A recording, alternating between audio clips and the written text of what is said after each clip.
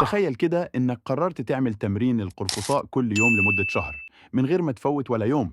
أول حاجة هتحصل إن جسمك هيترعش من الصدمة، لأن القرفصاء من أقوى التمارين اللي بتشتغل على كل عضلة في الجزء السفلي من الجسم تقريبا.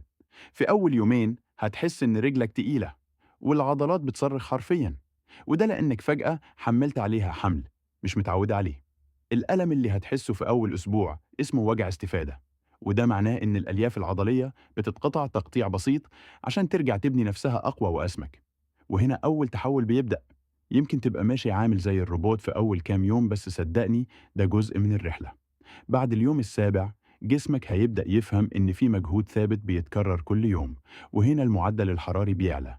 هتلاحظ إن نفسك بقى أطول، وهتبدأ تحس إنك بقيت تتحرك أسرع من غير ما تحس.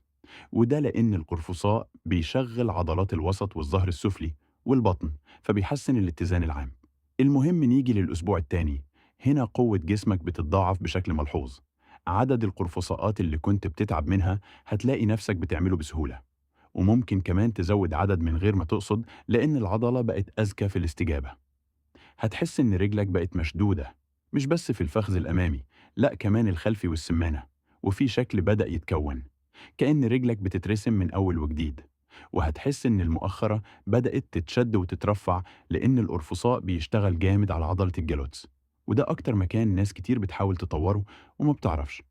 الأسبوع الثالث هو مرحلة التحول الحقيقي. الألم القديم هيختفي، وهتحس بنوع مختلف من الشد، شد القوة. وهتبدأ تبص في المراية وتحس إنك مختلف فعلا. اللبس أريح، الحركة أسهل، والعضلات بقت نوعا ما ظاهرة أكتر. كمان هتلاحظ إن جسمك بقى بيحرق أسرع، لأن القرفصاء من أكتر التمارين اللي بتشغل عضلات كبيرة، وده بيرفع معدل الحرق ساعات بعد التمرين نفسه. في المرحلة دي ممكن تلاقي إنك بدأت تتخلى عن دهون في الجزء السفلي من جسمك، خصوصا حوالين الفخذين والخصر. نيجي بقى للأسبوع الرابع.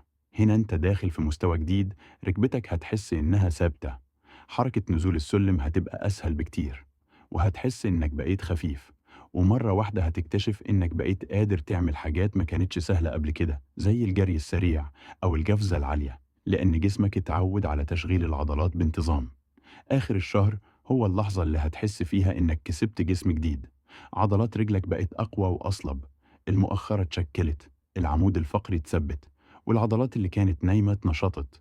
وهتشوف فرق في طاقتك ونومك بسبب إن الدورة الدموية بقت أنشط. كمان هتلاقي إنك بقيت واقف بشكل أحسن، كتافك مفروقة وظهرك مستقيم، لأن القرفصاء بيأثر على الاتزان والبوستشر بشكل كبير. والأهم من ده كله إنك بنيت عادة قوية جدا، عادة هتغير شكل جسمك لو كملت عليها بعد الشهر. في النهاية، تمرين القرفصاء مش مجرد حركة بتنزل وتطلع، ده تمرين بيعيد بناء جسمك حرفيا من تحت لفوق.